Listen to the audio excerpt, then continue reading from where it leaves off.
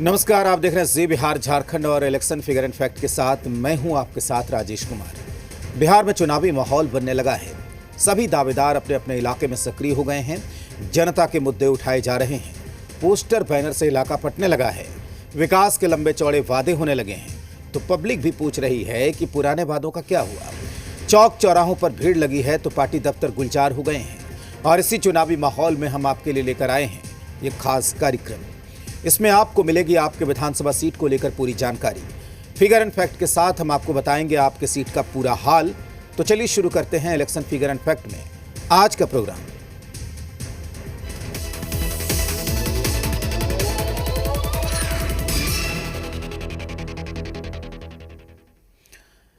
और figure and fact में आज हम जिस सीट की बात करेंगे उस सीट का नाम है कुम्हरार। आपको बता दें कि ये राजधानी पटना की सीट है और इसका परिचय आपको देना जरूरी है। विधानसभा नंबर 183 कुम्हरार पटना की एक सीट है, पटना जिला है और ये महत्वपूर्ण सीट मानी जाती है। इसका विधानसभा नंबर है 183।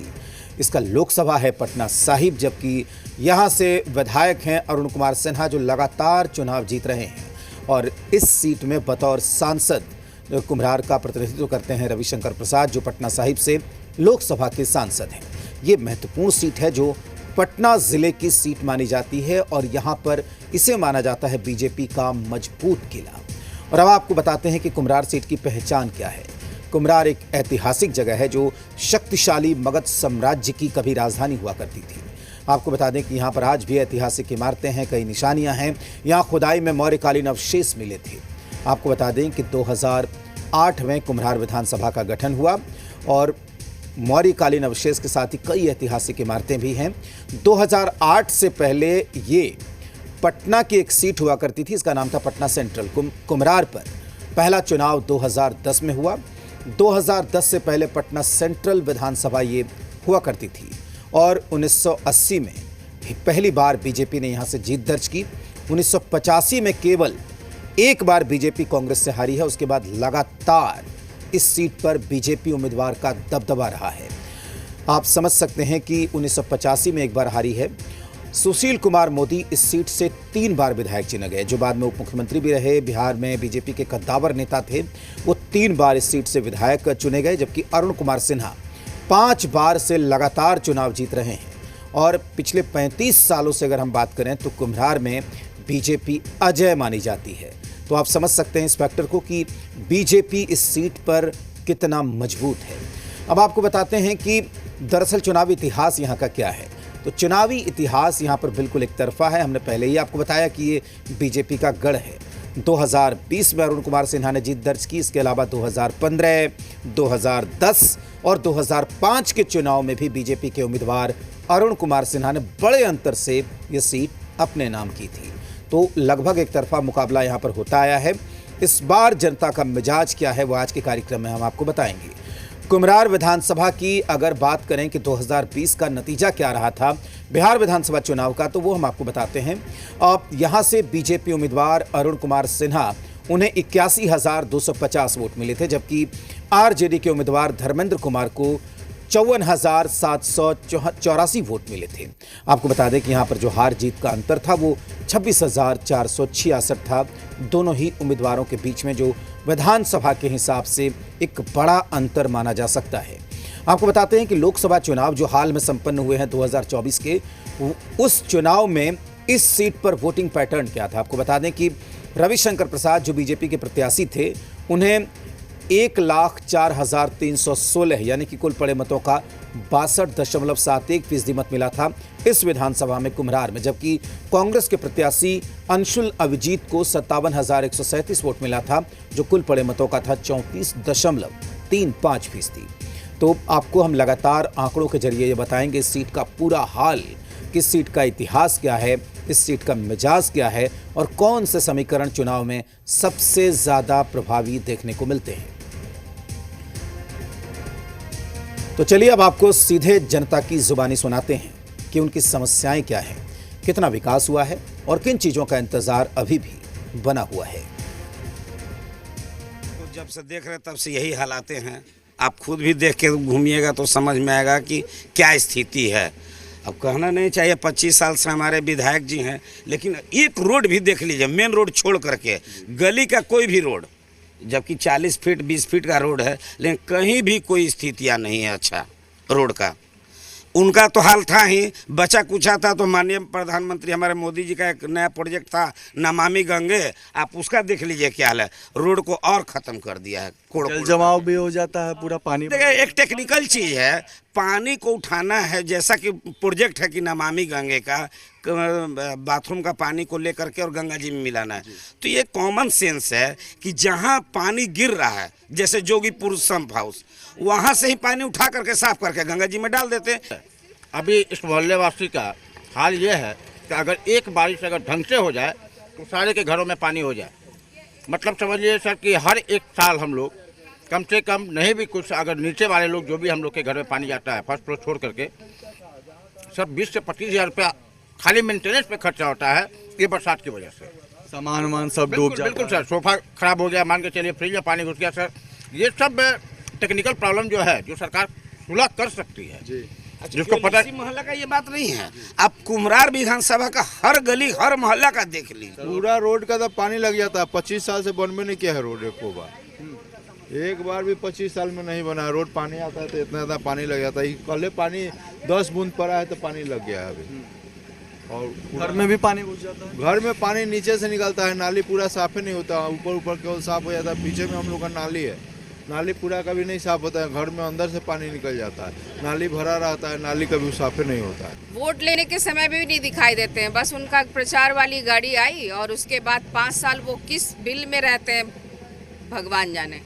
19 में भी ऐसा ही प्रॉब्लम आया था बाढ़ का, उसमें भी नहीं दिखाई दिए। वो तो सिर्फ नाम का है, बस बीजेपी से वोट मिल जाता है। और आपने सुना जनता की ज़ुबानी की यहाँ की समस्याएं क्या हैं। हमने भी लोगों से बात की और लोगों से बातचीत के बाद हमें जो समझ में आया तो इलाके की जो समस्याएं हैं वो हम आपको बताते हैं कि कुम्हरार विधानसभा सीट की प्रमुख समस्या क्या है। यहाँ पर जाम की समस्या है, इसका सामना लोगों को रोज करना पड़ता है। आपको बता दें कि इलाके में कई जगहों पर रोड की स्थिति बेहद ख़राब है, इसका भी सामना लोगों को करना पड़ता है। जगह जगह बड़े बड़े गड्ढे रास्तों में दिखाई पड़ते हैं और जाहिर सी बात है कि यहाँ पर जल जमाव हो जाता है बारिश के वक्त में, और बरसात में भयावह स्थिति जल जमाव को लेकर यहाँ पर देखने को मिलती है। आपको बता दें कि मेन रोड को अगर छोड़ दें तो ज़्यादातर गलियां यहाँ पर ख़राब हालत में है, जिससे लोगों को आने जाने में भारी परेशानी होती है। निचले इलाके के घरों में पानी घुस जाता है और बरसात के समय में स्थिति भयावह हो जाती है। नालियाँ ब्लॉक होने की वजह से सड़क पर पानी जमा रहता है और जाहिर सी बात है कि इससे लोगों को काफ़ी परेशानी होती है। जगह जगह गलियों को खोद दिया गया है और ये भी यहाँ के लोगों के लिए एक बड़ी परेशानी का सबब बनकर सामने आता है। जल जमाव और जाम ये ऐसी समस्या है जिससे तुरंत कुम्हरार की पब्लिक छुटकारा चाहती है। तो आपको बता दें कि लगातार ऐसी कई समस्याएं हैं जो लोगों की बातचीत में हमें पता चली कि किन किन समस्याओं का सामना कुम्हरार सीट की पब्लिक को करना पड़ रहा है। राजधानी पटना की सीट होने के बावजूद कुम्हरार में समस्याओं का अंबार नजर आता है। जाम की समस्या से लोगों को रोज जूझना पड़ता है तो सड़क और गलियों की स्थिति बदहाल दिखती है। जगह जगह बड़े बड़े गड्ढे दिखते हैं तो जल जमाव की समस्या नियति बन गई है लोगों के लिए, जो बरसात के मौसम में भयावह हो जाती है। हमारी टीम ने ग्राउंड जीरो पर जाकर पब्लिक के बीच जनता की नब्ज टटोलने की कोशिश की। सुनिए। बहुत परेशानी है भैया, बहुत परेशानी है। चारों तरफ पानी भरा हुआ है। रोड का स्थिति आज से नहीं, हम लोग यहीं का रहने वाले हैं, हम बचपन गुजार दिए यहाँ। करीब करीब 30 बरस से इस रोड का हालत यही है। हम लोग कैसे चल रहे हैं हुआ, और जरा सा जब होता तो पानी जम जाता। नाला का बद से बदतर स्थिति, बहुत जगह मेन हॉल खुला हुआ मिलेगा, कहाँ गिरेंगे कहाँ कोई नहीं गिरे, किसी कोई गारंटी नहीं है। ये सब देख रहे हैं ना, रोड नाला एकदम दयनीय स्थिति है। किसी को दोष नहीं दिया जा रहा है, इसको बनवाने के लिए आप लोग की तरफ बिल्कुल किसी को कोई दोष नहीं, लेकिन आपके जो जनप्रतिनिधि है वो तो कार्य करवाएंगे। कीजिए, वो सब नेता का वही हाल है। नहीं है, कुछ भी नहीं करते हैं। और ये मैं 7 साल से इधर जमीन लिया था, तब से ये इसकी पोजीशन इसी तरह की बहुत गड़बड़ है। और जो यहाँ जो माता बहनें लेडीज लोग जाते हैं बारिश में, वो सभी अपने थोड़ा थोड़ा कपड़ा उठा के तब इधर से पास काफ़ी परेशानी होती है। बहुत परेशानी होती है, बहुत परेशानी है, बहुत परेशानी। थोड़ा सा बारिश होता है पूरे रोड पर पानी आ जाता है और तो और पीने के पानी का जो पाइप है ना, वो रोड के जस्ट थोड़े से नीचे से गया, थोड़ा सा एक गाड़ी गया और पीने का पानी का पाइप फट जाता है और वो पूरा फैला रहता है, हमेशा फैला रहता है। सालों भर का ये स्थिति है इस रोड का। कितनी बार आदमी कंप्लेन लिखा है और कितनी बार क्या करे, कंप्लेन लिखाई आके ठीक करता है, फिर 5 दिन बाद वही स्थिति है। क्योंकि वो पाइप ही, जो पानी पीने का जो पाइप आप देख रहे हैं, ये सारा पाइप सब ऊपर आ जाता है, थोड़ा सा बारिश हुआ, कुछ भी हुआ तो, और कोई सुनवाई नहीं है। अभी कुछ दिन पहले इधर से विधायक जी इधर आए भी थे, आते हैं इस रोड को देखते हैं, जाते हैं, लेकिन फिर भी कोई कार्रवाई नाम का चीज़ नहीं है। ये जुमलेबाज सरकार का तो जुमले है खाली। देख ही रहे हैं कि सड़क का क्या स्थिति है। इस सलम बस्ती में जो है सर, न सड़क है न पानी का सुविधा हो रहा है। देख लीजिए रोड का विकास, पार्क बड़ा सुंदर बना हुआ है। पार्क का स्थिति अभी चल के देख लीजिए। अच्छा। कितना सुंदर बना हुआ है सो। तो लोगों की बात आपने सुन ली कि सीट में समस्याओं को लेकर आखिर वहां की पब्लिक क्या कहती है। अब आपको बताते हैं कुम्हरार में वोटरों का आंकड़ा क्या है। तो इस सीट पर कुल 4,23,000 वोटर हैं। आपको बता दें कि एक बड़ी विधानसभा आप कह सकते हैं आबादी के हिसाब से। पुरुष मतदाताओं की तादाद यहाँ पर 2,25,000 के करीब है, जबकि महिला मतदाताओं की संख्या 1,97,000 के करीब है। इस सीट पर जो रजिस्टर्ड ट्रांसजेंडर वोटर हैं वो 34 है। तो वोटर्स का आंकड़ा जो हमने आपको बताया। अब आपको बताते हैं कुम्हरार विधानसभा सीट में पीके फैक्टर के बारे में कि प्रशांत किशोर और उनकी पार्टी जनसुराज का क्या फैक्टर है। तो कुम्हरार में पीके फैक्टर की गूंज नजर आ रही है। बच्चों के भविष्य की बात हो रही है और प्रशांत किशोर से लोगों को उम्मीदें हैं। लोगों ने कहा है कि उनकी बातों ने दिल में जगह बनाई है। नए विकल्प के तौर पर प्रशांत किशोर और उनकी पार्टी का लोग स्वागत कर रहे हैं। तो ये इलाके में प्रशांत किशोर और उनकी पार्टी जनसुराज को लेकर लोगों की राय है। आपको बताते हैं कि बिहार विधानसभा चुनाव में इस बार जनसुराज भी पूरी मजबूती से चुनाव लड़ रही है। चूंकि पार्टी पहली बार विधानसभा चुनाव में उतरी है, इसलिए यह कयास लगा पाना मुमकिन नहीं है कि बिहार में वोटों के समीकरण पर पीके फैक्टर का असर कितना और किस तरह से पड़ेगा। कुम्हरार विधानसभा में जब हमने प्रशांत किशोर और उनकी पार्टी को लेकर लोगों से बात की तो मिली जुली प्रतिक्रिया सामने आई। स्थानीय लोगों ने कहा कि पीके ने दिल में जगह बनाई है, क्योंकि प्रशांत किशोर जो बोल रहे हैं वो सही बोल रहे हैं। अगर कोई नया विकल्प आता है तो उसका स्वागत करना चाहिए। अभी आम जनता में मतलब हम तो कहेंगे सर कि बूढ़े बुजुर्ग बच्चे सभी में ये अपने दिल में अपनी जगह बना लिया है।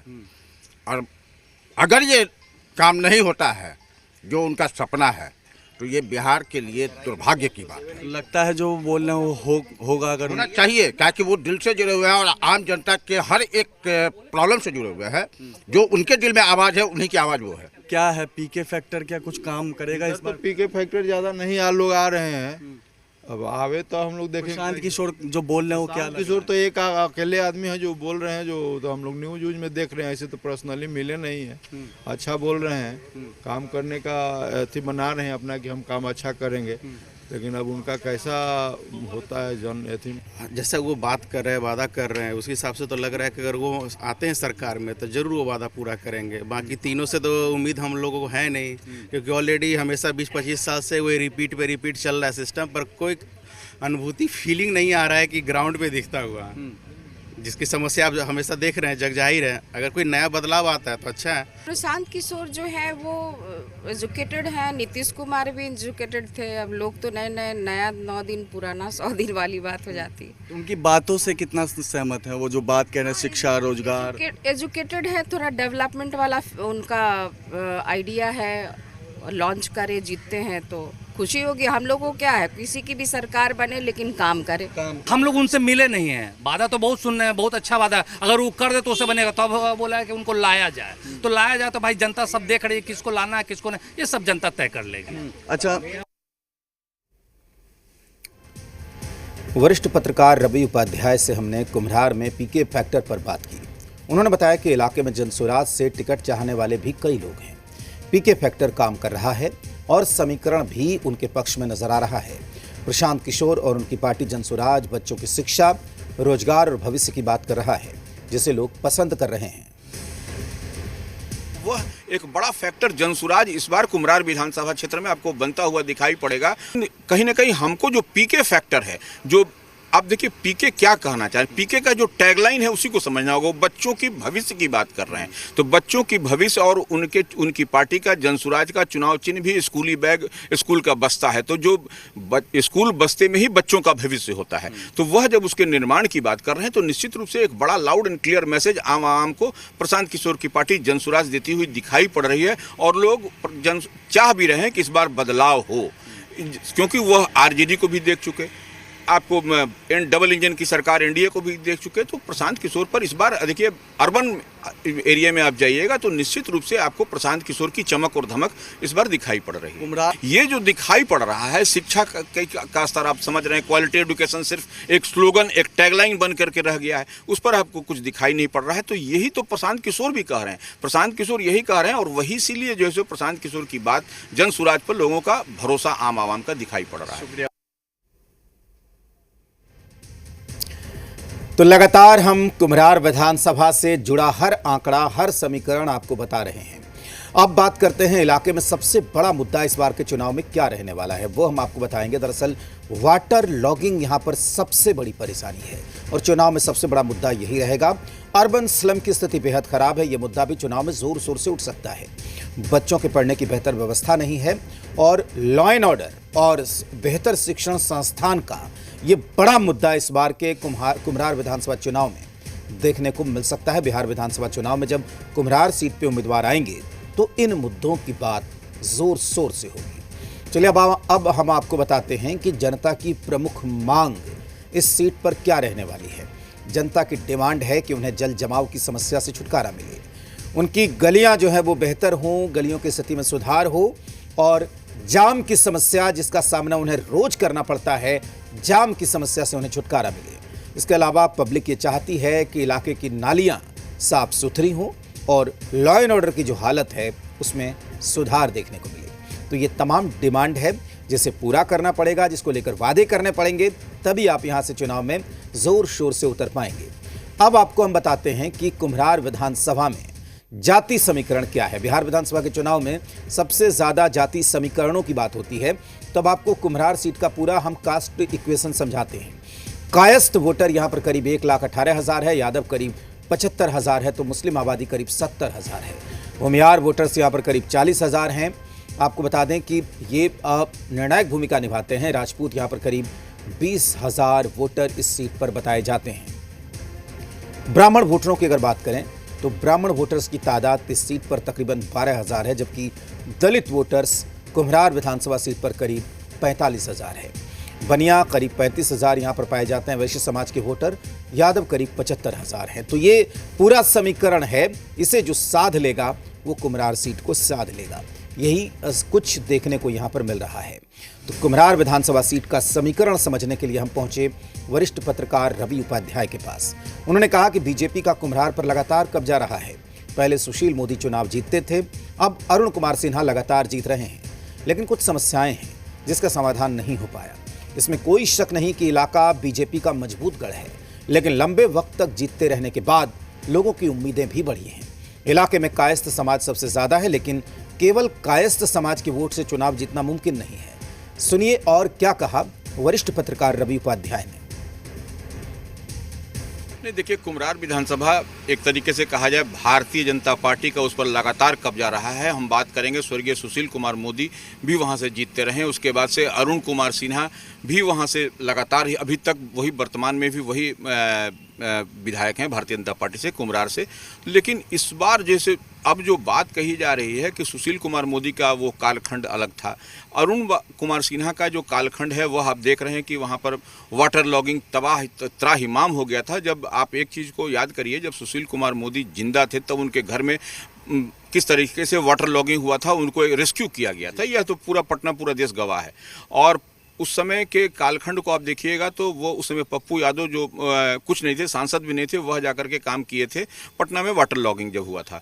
तो अरुण कुमार सिन्हा का क्या जो है सो उनकी चमक, उनकी धमक कुम्हरार विधानसभा क्षेत्र में, वहाँ की आम आवाम से बात करने से आपको फीडबैक मिल जाएगा ना। अब अर्बन स्लम की बात करिएगा जो उनके विधानसभा क्षेत्र में कुम्हरार में, वहाँ की तो और ही दयनीय व्यवस्था है, जबकि सरकार डबल इंजन की सरकार है, अगर चाहती तो और बेहतर परफॉर्म कर पाती। लेकिन वहाँ पर देखिए जो स्लम बस्ती है वहाँ पर क्या स्थिति है, बच्चों को पढ़ने के लिए कोई व्यवस्था नहीं, जो आम आवाम को, तो ये बहुत बड़ा फैक्टर इस बार कुम्हरार विधानसभा में आपको इतना एंटी इनकम्बेंसी है कि वो कैसे पाटेंगे। सिर्फ कायस्थ समाज के वोट से आप जीत पाइएगा। जो कहा जाता है कायस्थ का, देखिए गढ़ कोई कहता है तो हमको नहीं समझ में आता है गढ़ कोई चीज़ भी होता है, गढ़ में तो डेंट लगता है। और इस बार जो है मन मिजाज कुम्हरार विधानसभा का पूरी तरह से अदला बदला हुआ दिखाई पड़ रहा है।